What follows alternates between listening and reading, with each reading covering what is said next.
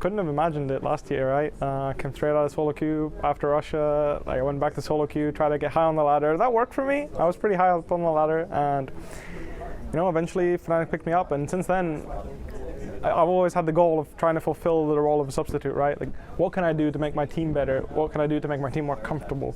And I think I've done a pretty good job. And now today I'm playing on the world stage and I actually got the win. I don't feel like the game was too difficult for me to play. I think the win was, especially after the top dive, was a little bit handed to us. I think they put us really far ahead and made the game pretty volatile and difficult for them, especially straight after the TP bot. Then it was like 1-5 in team score, and then it was like, all right, the game's good, guys. Let's just ride this one home and be happy tonight. So it's a dream come true, and fortunately the game went well, so it's even better. Not really. I don't think any of us really expected the other EU teams to do well. We came in with the mentality of, as long as we perform well, we're happy.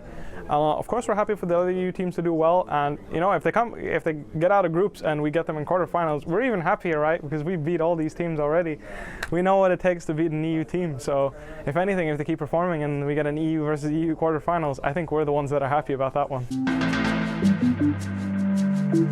I mean, the thing is, it's not in the sense that we're like super close and I'm gonna like grab him and he's gonna grab me and be like, yo, but we're more than comfortable communicating to each other what we think is good. We talk about runes, matchups, what champions are good in what situations, and we agree and disagree, and that's what makes it good, right? Because there's some things I think, like, I wouldn't want to play this champion in this situation ever, and he's like, oh, I think it's the best, it's one of the best champions for this situation, and then you learn from each other. All in all, I think we're good friends. We're able to communicate what we need and learn from each other, which is amazing. I've learned a lot from him, of course. I mean, you've seen his performance in the first 2 days, right? He's been playing like a beast, and honestly, I'm really happy that he gets to show what he's capable of, because at the end of the day, MSI happened and he didn't get to go to that international stage, and he got that one game, but it wasn't very convincing. And now that he's here on the world stage, he's showing everyone again what he's capable of, because he's still the best, most accomplished Western player, if not the best in general right now.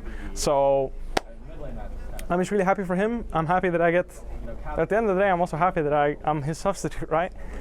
The idea that I'm good enough to be respected by the team as well as him and be allowed to step in is amazing. And the one thing I would want from the fans is, instead of comparing us, just add us up together.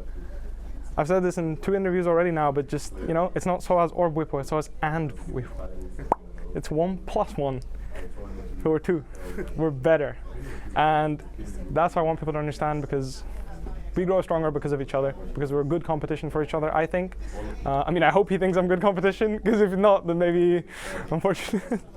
But for a fact, he's been a very high wall to climb for me, and I feel like every time I get a chance to play on stage, I feel like I was able to prove to him and the rest of the team that I'm good enough to play.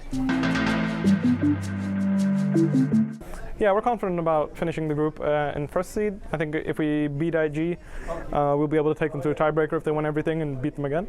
So the game was dramatic. We fell behind through the early game. It was awful. Then we came back, fell behind again, came back, fell behind again. And then we had that one play right before the dramatic Baron where we felt like we had control over the game, and then we just felt too desperate. So we threw the game away at that Baron attempt. So I feel like that's a mistake I made a lot.